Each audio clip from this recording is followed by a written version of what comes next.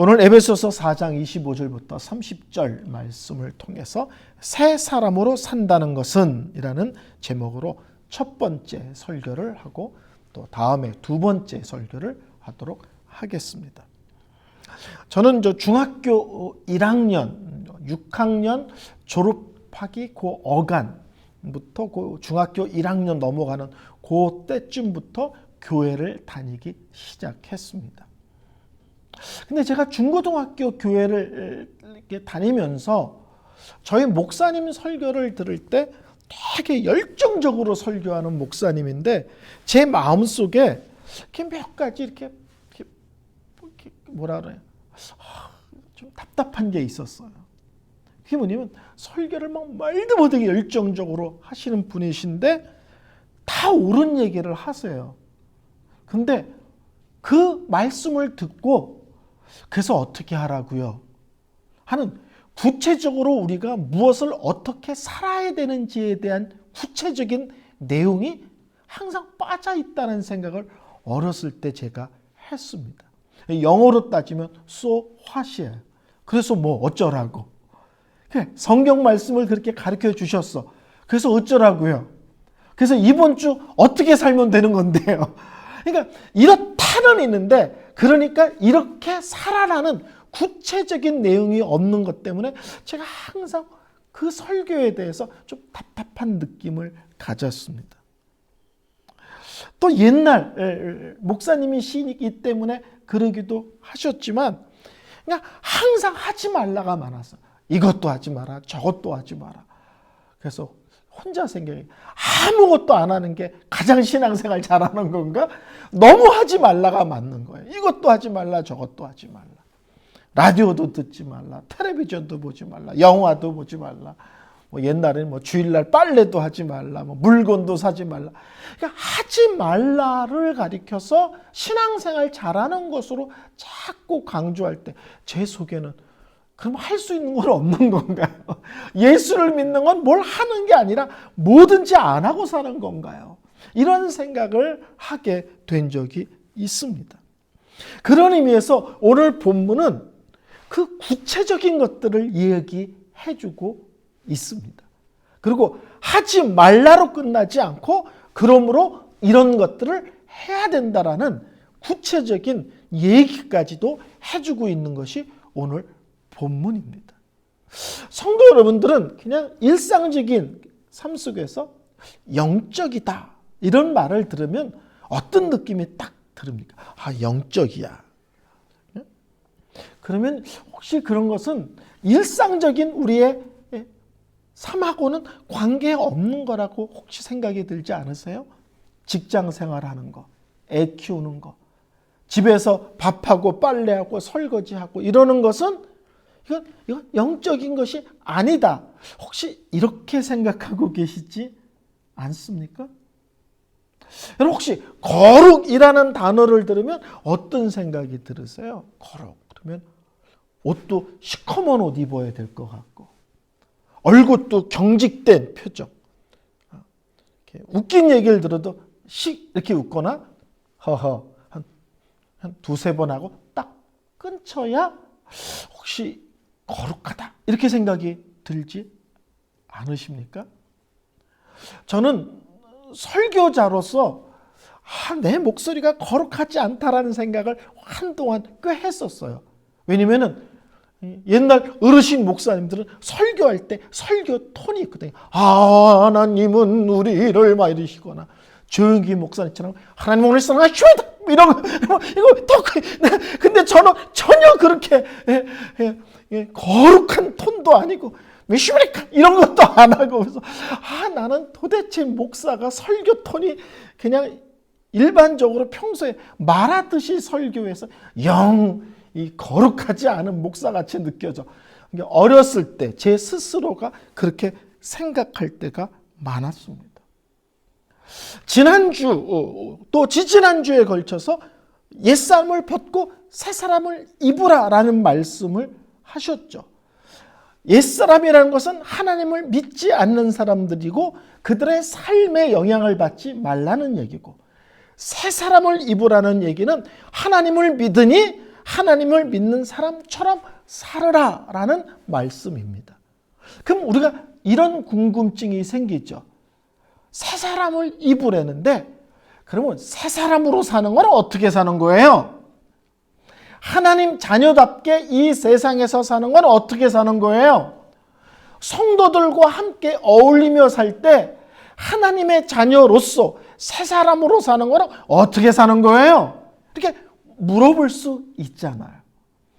근데 오늘 성경은 그거에 대한 답을 주는데 놀랍게도 그 답이 되게 구체적이에요. 그리고 그 답이 너무 일상적이에요.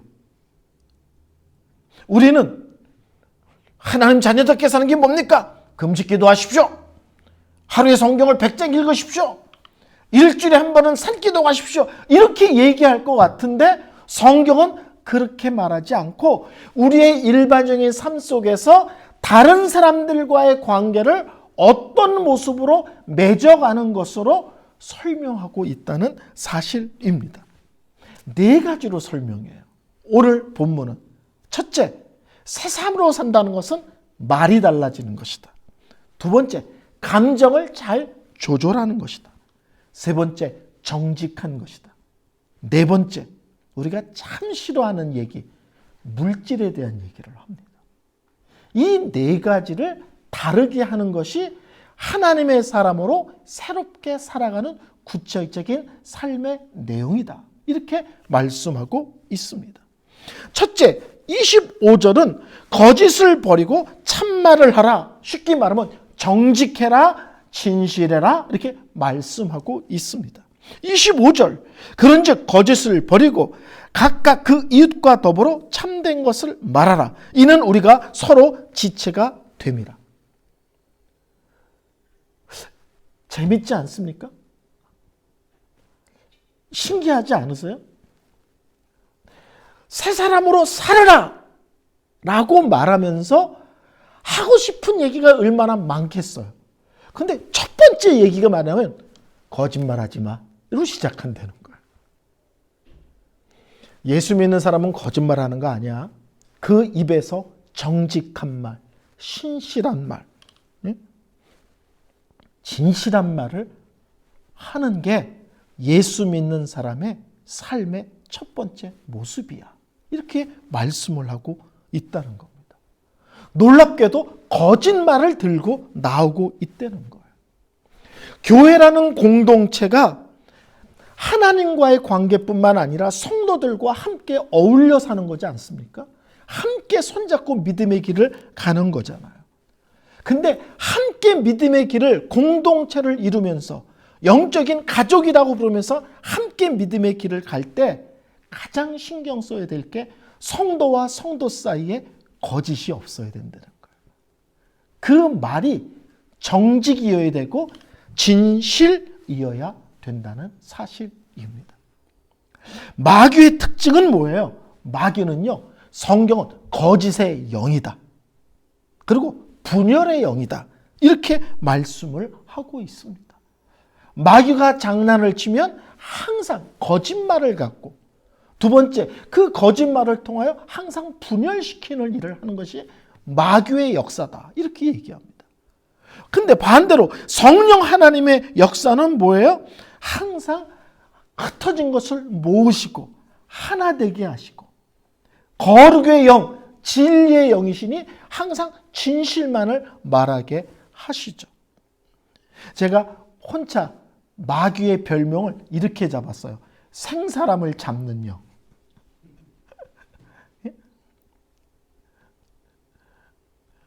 제가 아는 목사님이 우산을 쓰고, 옛날 얘기입니다, 딸하고 이렇게 걸어갔는데 어떤 사람이 뒤에서 보더니 그거를 보고 동네 사람들에게 이 동네 목사가 바람났다. 젊은 여자랑 우산을 쓰고 가더라. 그러더라는 거예요. 딸하고 걸어가는데. 딸하고. 그래서 저는 딸이 어느 정도 커서부터는요, 차를 타면 절대 옆자리에 안 차고 뒤에 앉으라 그럽니다. 딸인데도 혹시 사람들이 이상한 말을 할까 봐. 마귀는 거짓을 갖고 장난을 칩니다. 멀쩡한 사람을, 생 사람을 잡는 짓을 마귀가 합니다.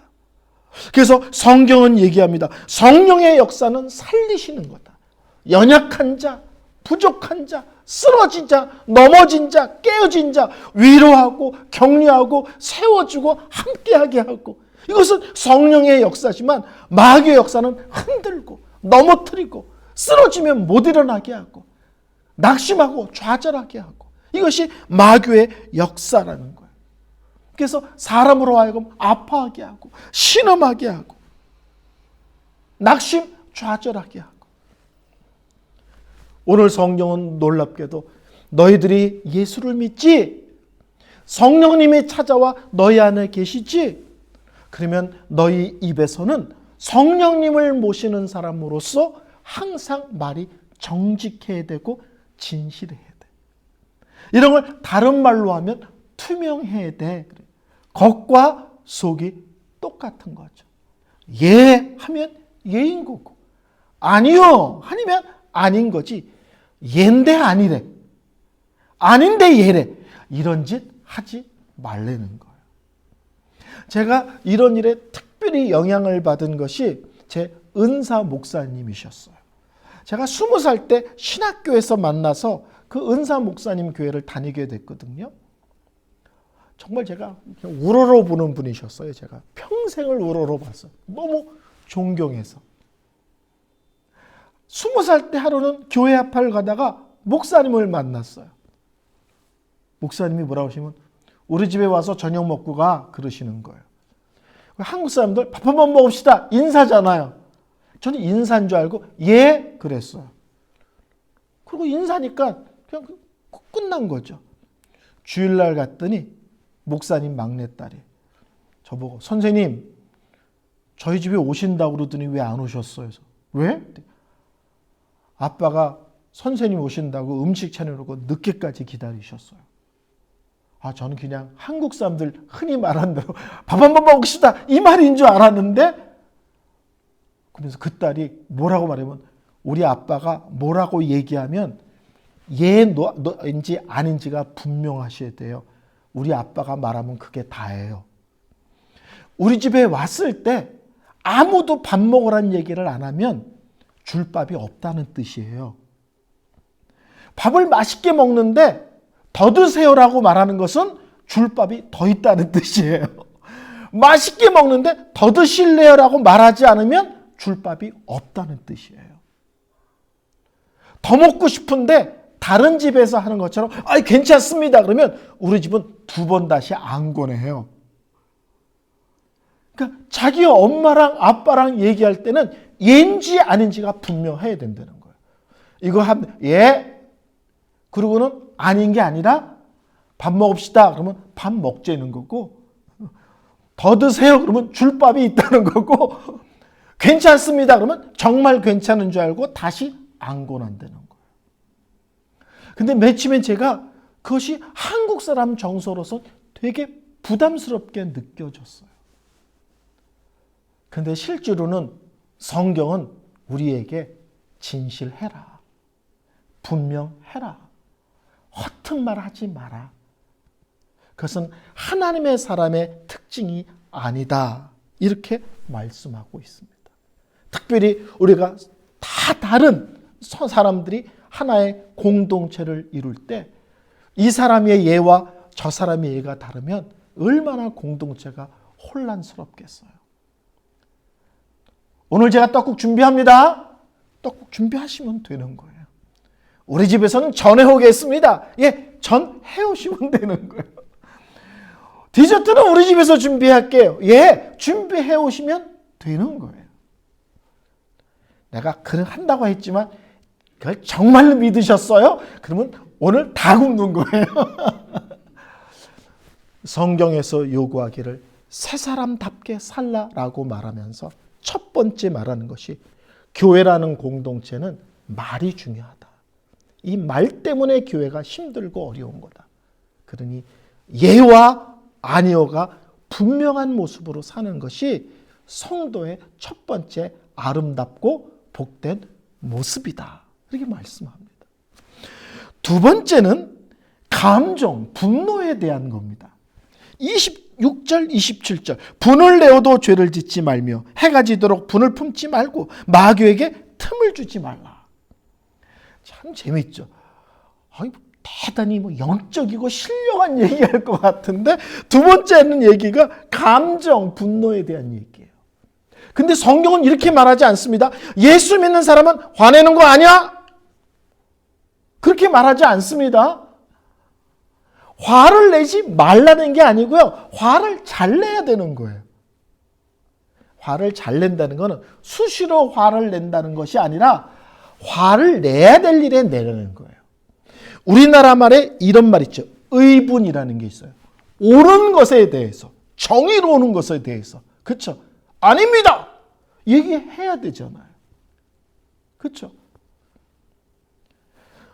하나님의 말씀이 왜곡될 때 아닙니다.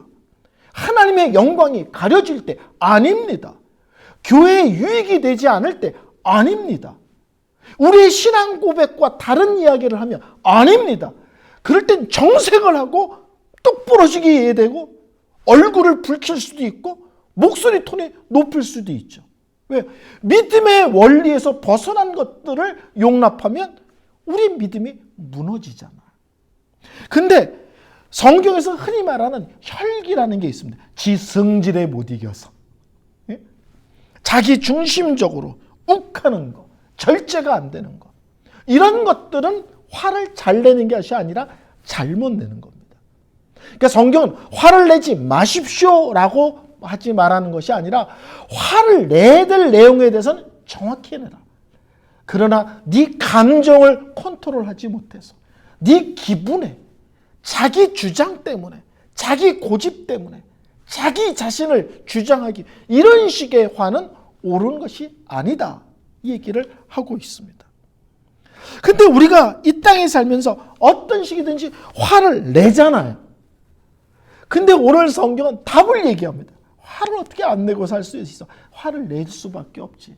근데 화를 낸 날이 화해한 날이어야 돼. 그렇게 말씀하죠. 오늘 분을 내지만 죄 짓지 말고 해가 지기 전에 그거를 풀어라. 이렇게 얘기를 해요. 어떤 집사님이 제가 이 설교를 했더니 겨울은 되게 힘들대. 왜? 해가 짧아서 빨리 화해를 해야 된대.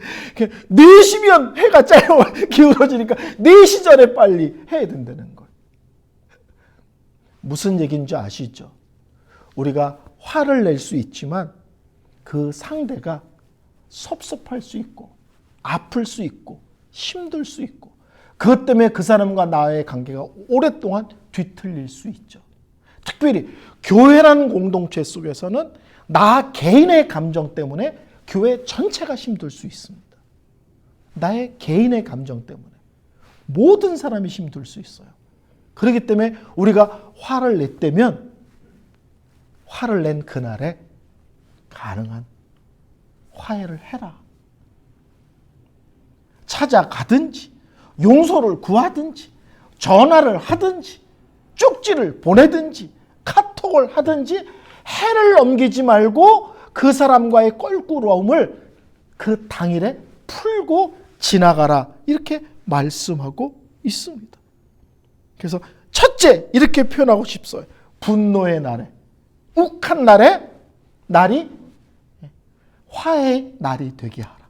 내가 욱한 날이 꼭 화해하는 날이 되게 하라.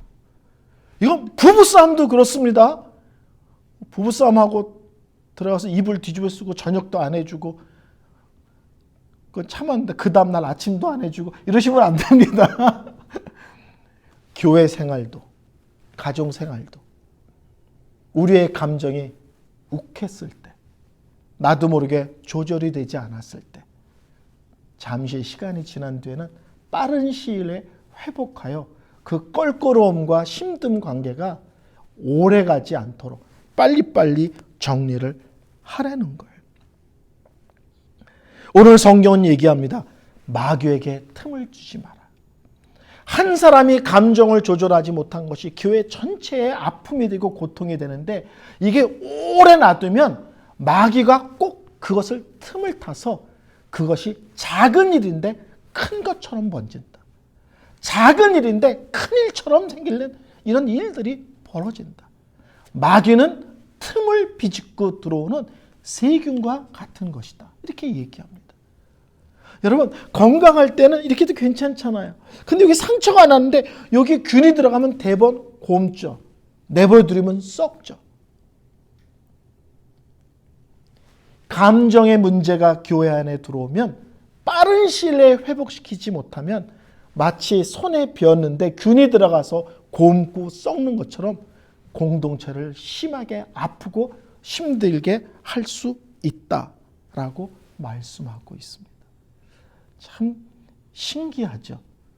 하나님 믿습니까? 예, 믿습니다. 그러면 이제부터는 항상 말을 조심하십시오.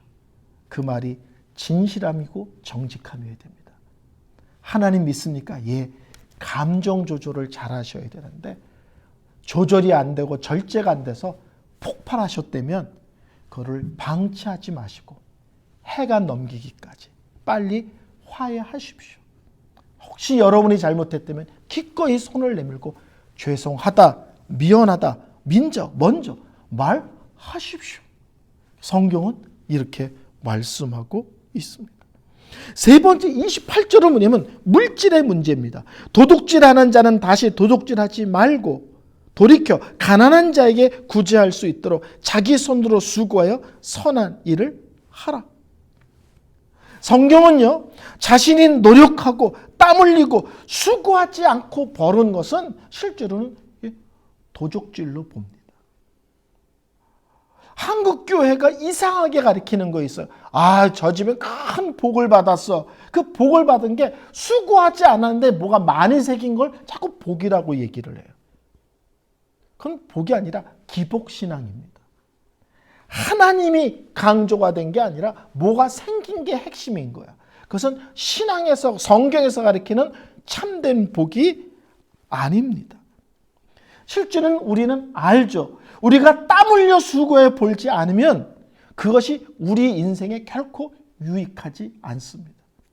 오래전에 미국에서 나온 걸 한번 아주 오래전에 본 적이 있어요. 20여 년 전에요.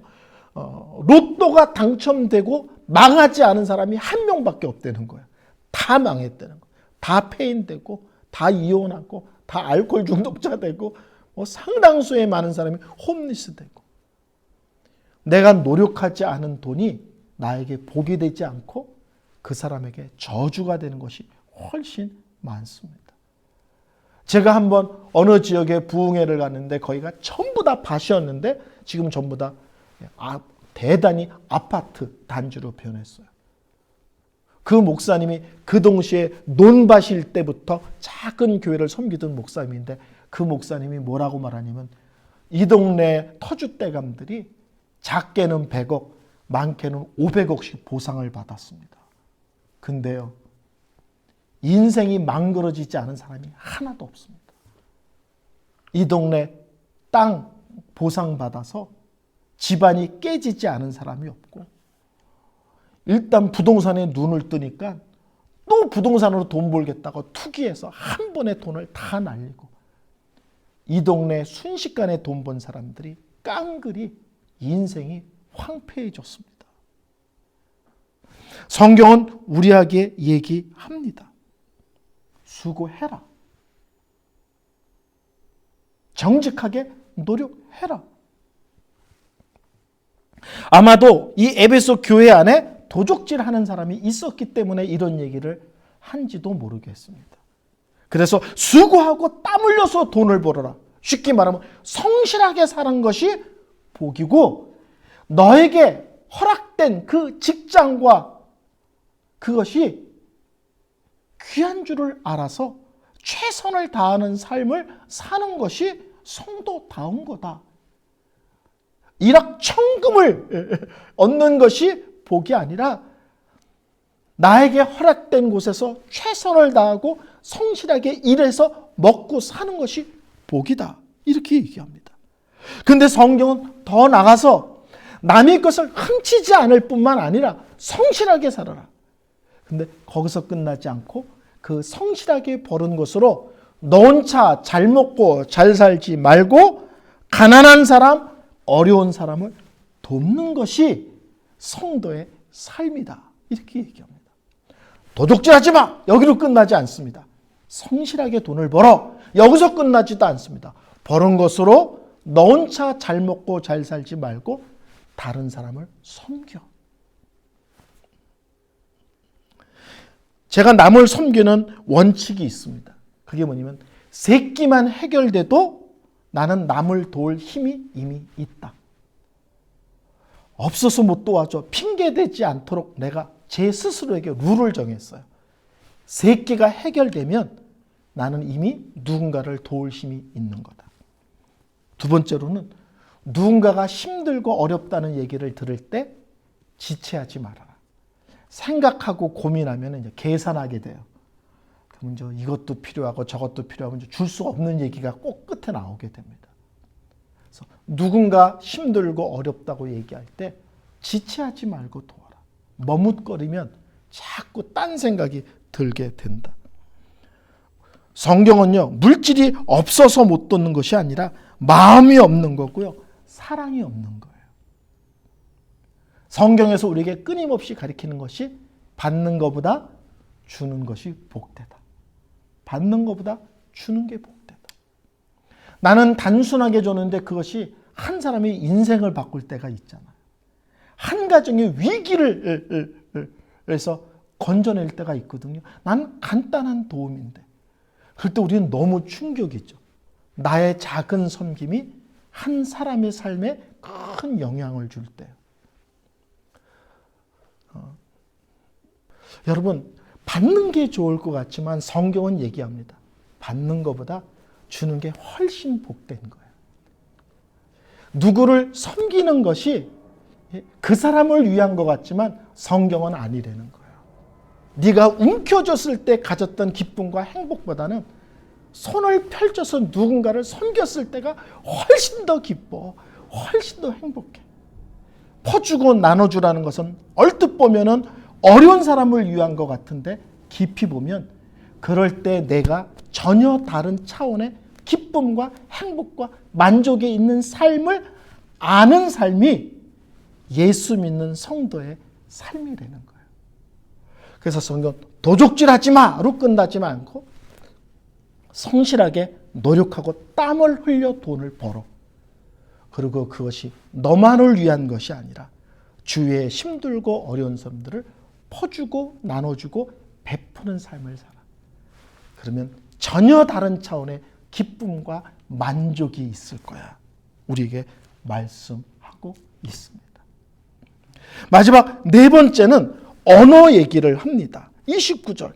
무릇 더러운 말을 너희 입 밖에도 내지 말고 오직 덕을 세우는데 소용되는 대로 선한 말을 하여 듣는 자들에게 은혜를 끼치게 하라. 우리의 말이 다른 사람에게, 아까는 거짓말하지 마라, 진실한 말을 하지 마라 하라고, 오늘 29절 말씀은 듣는 사람에게 덕을 세우는 말, 유익을 되는 그런 말을 하라는 거예요. 우리는 알죠. 생산적인 말이 있는가 하면 소비적인 말이 있고요. 건설적인 말이 있는가 하면 파괴적인 말이 있습니다. 다른 사람을 힘들게 하고 아프게 하고 멀쩡한 사람을 뒤흔드는 것을 오늘 성경은 더러운 말이라고 말합니다. 그건 더러운 말이야.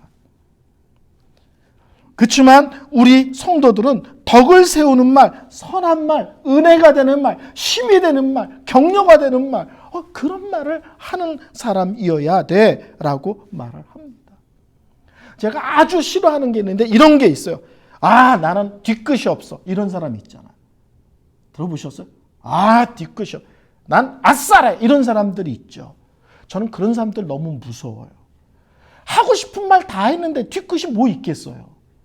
성질낼 거 다 냈는데 뭐 아싸라지 뭐 어떻겠어요. 문제는 자기가 뒤끝이 없고 자기가 아싸란 게 아니라 내 말을 들은 사람이 돌아서서 신음하고 있다고요. 돌아가서 잠을 못 잔다고요. 그것 때문에 아프대요. 그러면 내가 뒤끝이 없는 게 중요해요? 내가 아싸란 게 뭐 이렇게 중요해요? 내 말 때문에 멀쩡한 사람이 아파하는데.